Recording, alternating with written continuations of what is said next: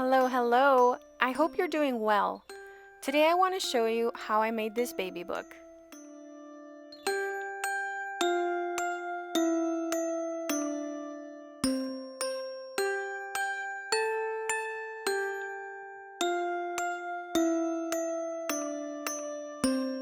The paper that I'm going to be using for this project is the Echo Park Hello Baby It's a Boy collection.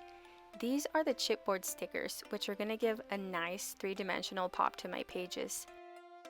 These are the double-sided sheets that come in a package with cardstock stickers. What's really cool about this collection is that it also comes with sheets that have cards and banners. You can see all of the cute baby elements like the moons and clouds. There's baby clothes, there's toys, there's teepees, and even forest creatures.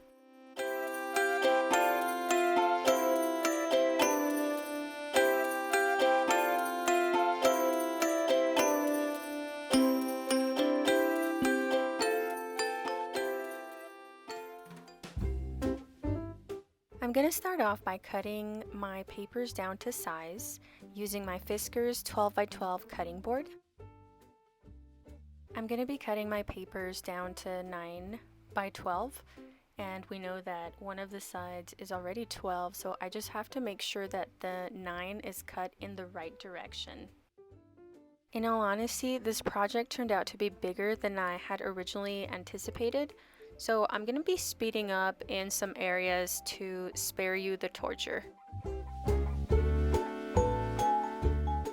So now that all of my papers are a 12-inch width and a 9-inch height, I'm going to go ahead and cut my chipboard 12x12 pieces. Because my book is going to measure 9 by 9 inches, I'm going to be cutting down this chipboard to that size. This is going to serve as a sturdy front and back cover. You can see here that the Fiskar blade isn't deep enough to cut through the chipboard. So all I do is flip the chipboard over and just slice through that same exact initial cut, and that does the trick.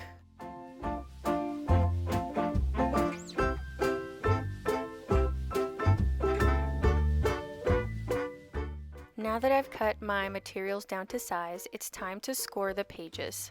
I'm starting with my very first page that's going to be attached to the front cover of my book, scoring it at 9 inches. I'm taking the second page of my book, which is going to be at a 3-inch score, and it's super important at this point to have the pages in the order that you want them in the book, because this is going to help our binding. You can see that as I go on with the pages in the order that I want them, I'm actually alternating between the 3 and the 9-inch score. Because I have an even number of pages, my first and last page are going to match up just right with the front and back cover of the book. Now it's time to work on the front and back cover. I'm going to attach some ribbon to close the book shut.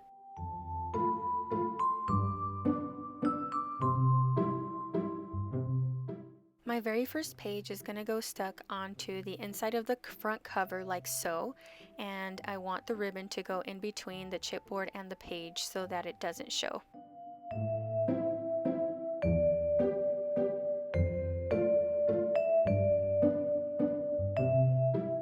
The tape I'm using here is a double-sided 2-inch adhesive from scrapbook.com. This stuff is sticky, and it's going to make sure that my page or whatever I stick onto it doesn't move once applied.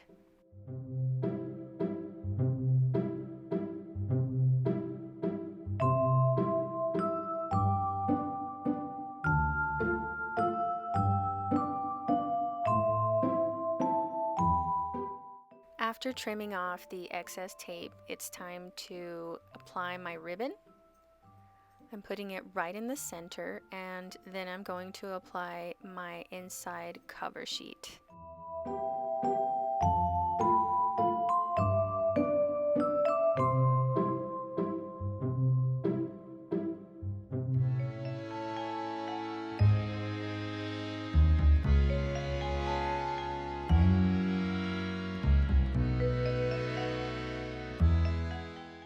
Now that that's done, I'm taking the back cover of my book and I'm marking it where the ribbon goes before I apply the last page.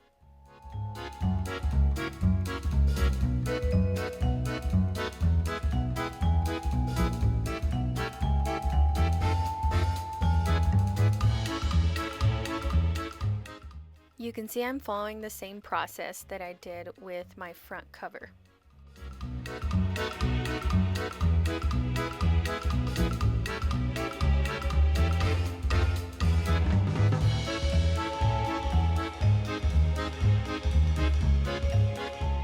So now that I have my front and back cover, I can move on to making the pages of the book.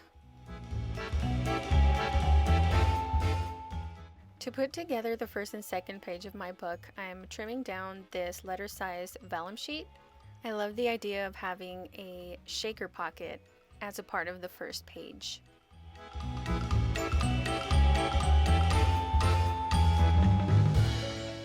To make this shaker pocket, I'm putting double-sided tape from scrapbook.com on the edges to make sure that none of the elements fall out.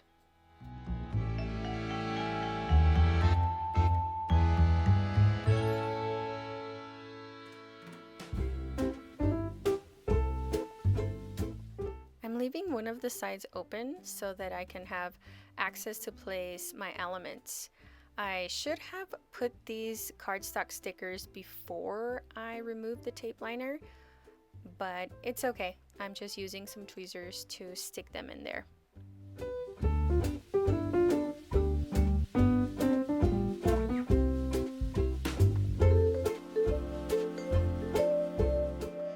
So now that I put in some glitter and some gold foil stars, it's time to close the open end of the shaker pocket.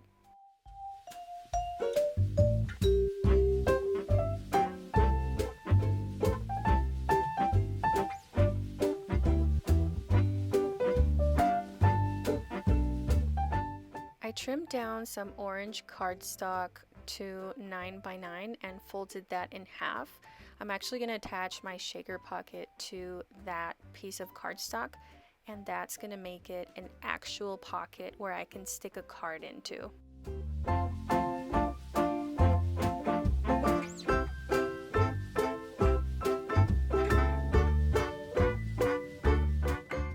So now that I've glued my shaker pocket onto my second page, I'm taking the flap of the first page and just sticking it on there. For the back of this shaker pocket, I'm using this Martha Stewart lace punch, and I'm going to decorate the back of this pocket. It's actually going to be a pocket on this side too.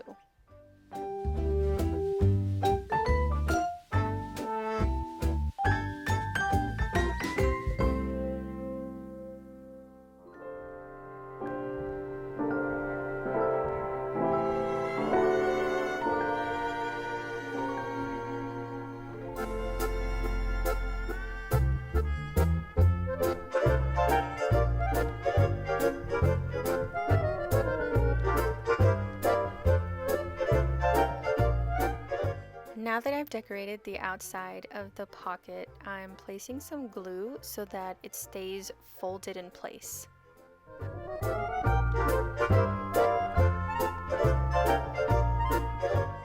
On to the next page. For this part, I want to make the two pages a giant pocket. I did this punch so that any papers that are stuck in this pocket are visible, but I didn't like the way it turned out. You'll see later how I try to fix it. But to make this pocket, I'm just taking some strips of paper, folding them in half, and basically putting some glue on these tabs, which are going to turn the connection of these two papers into a pocket.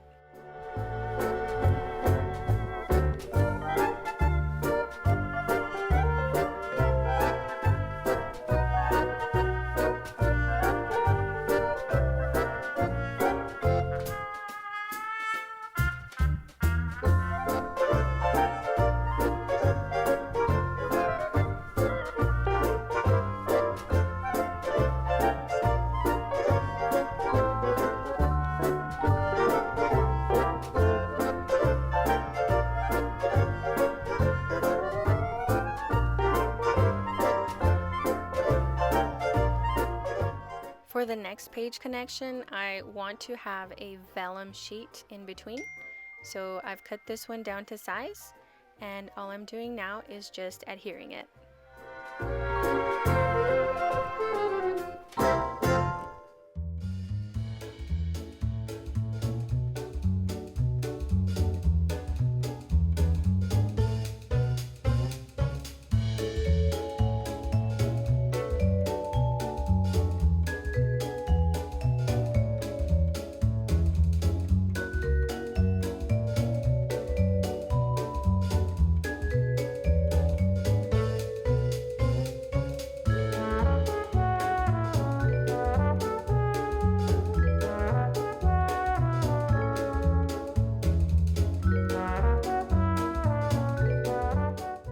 I went ahead and added a lace punch strip in between the vellum and the onesie sheet because since it is vellum, I could see it from the other side. It was just a straight cut.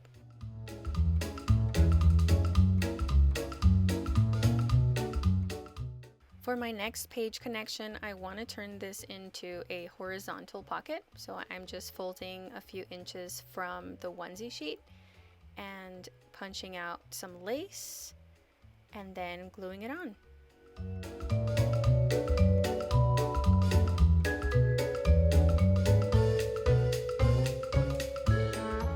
I'm taking some strips of paper and turning them into folded tabs so I can make the next page a larger horizontal pocket as well.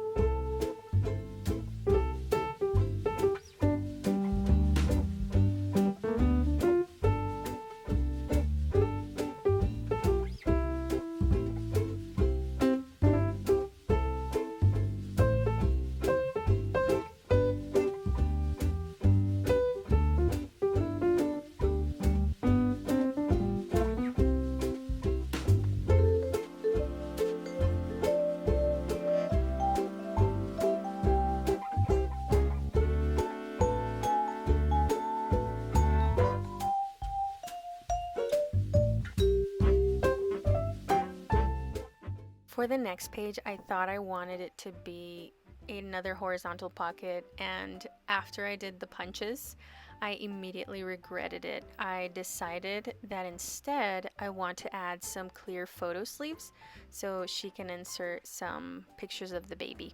So now I'm taking my scoreboard and just scoring at the 1 2 inch mark in these flaps.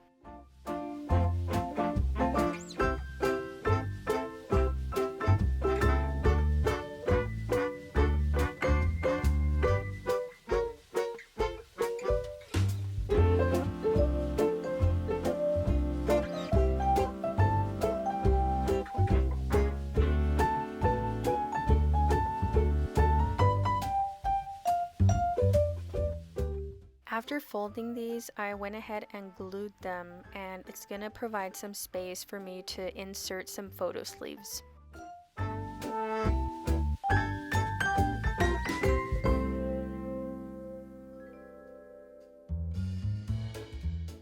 I'm going to be using 3 of the waterfall photo sleeves by We Are Memory Keepers. I'm going to arrange them like so.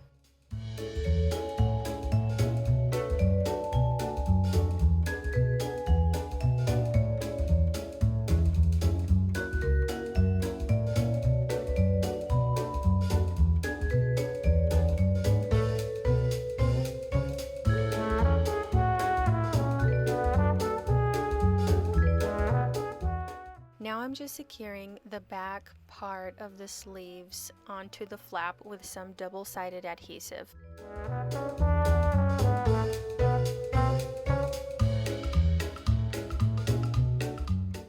Now it's time to secure the last page to the back of the book.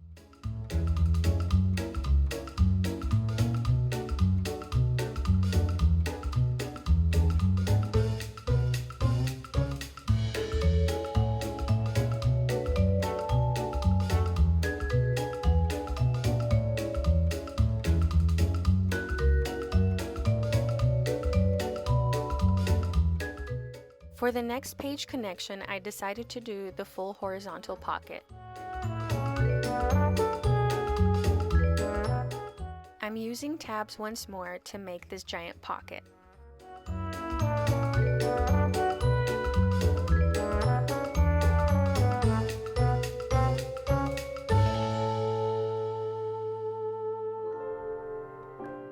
This is what I have of my book so far. All I have to do is decorate the front and the back and add the binding strip.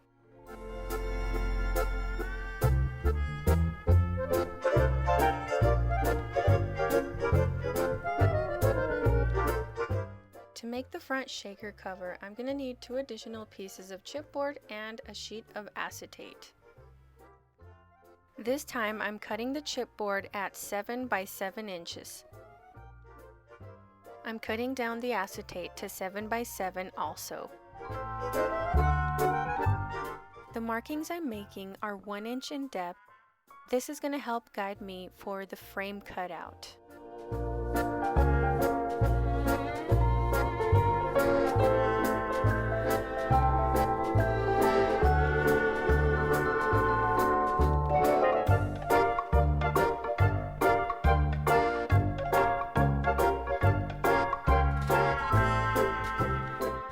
Now that I have my frame marked out, I'm ready to cut it using my Fiskars cutting board. You can see I'm only cutting the inside square.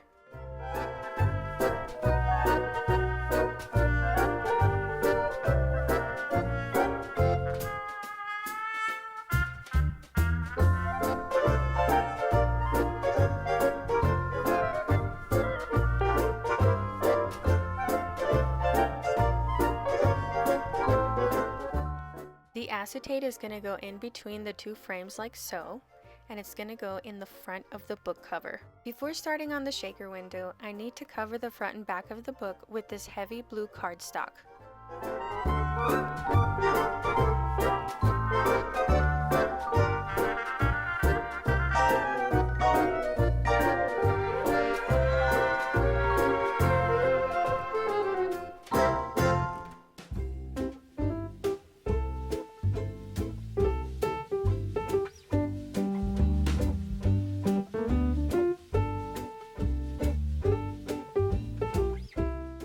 Now it's time to work on the frames.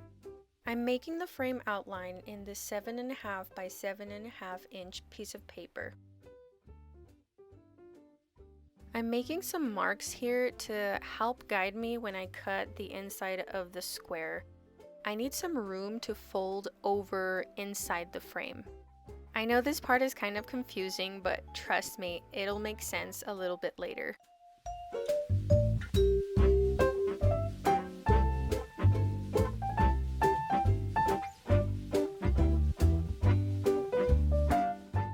Now what I'm going to do is cut some slits following the lines that I made with that perfect X in the center of the square.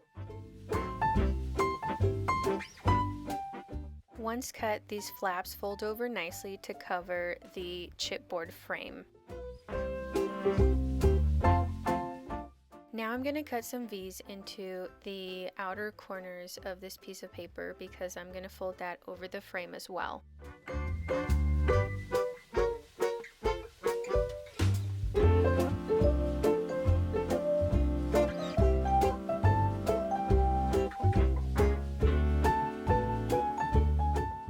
I'm using my super sticky double-sided adhesive to keep the flaps in place once I fold them over.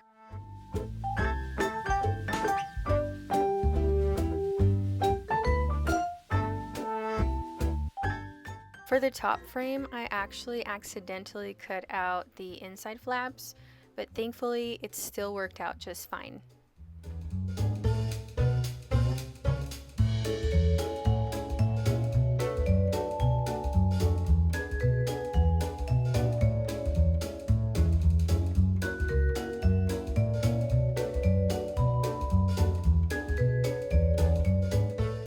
So here are my 2 frames that are going to house the acetate like so, but first I need to make the binding strip. The strip is going to measure 9 by 5 inches. I'm scoring the binding strip at 2, 2.5, and 3 inches. You can see here that the binding is going to go over the book really nice. It is going to be 2 inches deep on each side of the covers, and the 1 inch thickness can fold in at 1/2 inch.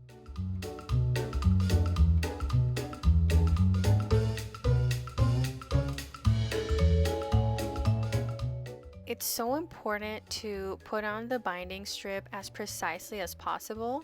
That's why here, after lining it up, I'm tearing off a piece of the tape liner and then peeling off the rest as I see that everything is perfectly aligned, or as perfectly as I can possibly get it. You can see how nicely it turned out. This book can expand up to 1 inch, and that center score serves to flatten it out in the meantime, but hopefully she'll put so many things in here that it'll use up the whole inch of thickness. Now it's time to finally put on the shaker window. This was my favorite part of this entire project. I cut up my 2 inch tape into 1 inch strips, and this is what I'm using to secure the frame onto the cover. First, I'm going to put my frame that is covered with the blue cardstock, and then I'm going to put my acetate, and then I'm going to sandwich it with the top frame that has the decorative paper.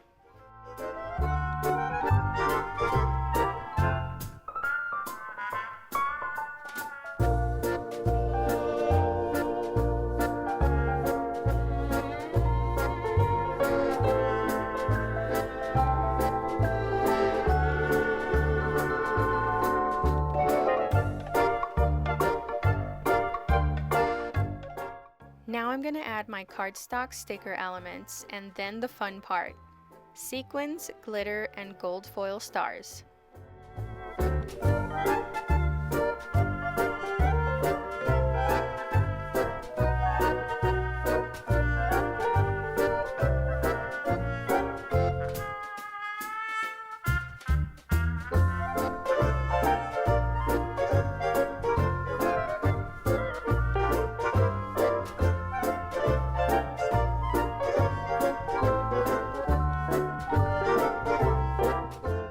Now that I've added an excessive amount of shiny things into the pocket, it's time to put on the acetate panel. This acetate sheet is actually from Cricut. They sell these in a pad of 12 by 12 sheet. It's so satisfying to pull off that protective plastic layer because it reveals a clear and glossy acetate sheet.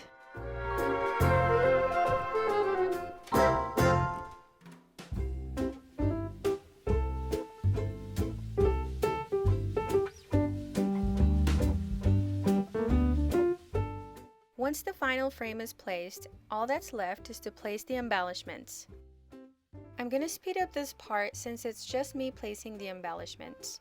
I ended up adding vellum pockets, and I had lots of fun placing the cardstock and chipboard stickers all over the book.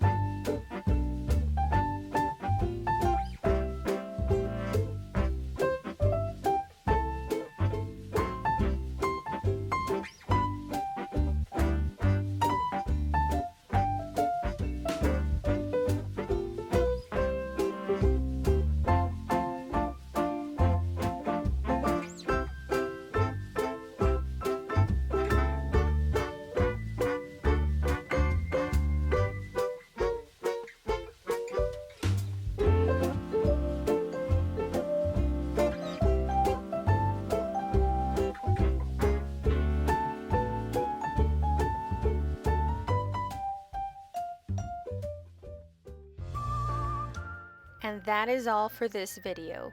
If you stuck around this long, you are awesome. Thank you so much for watching.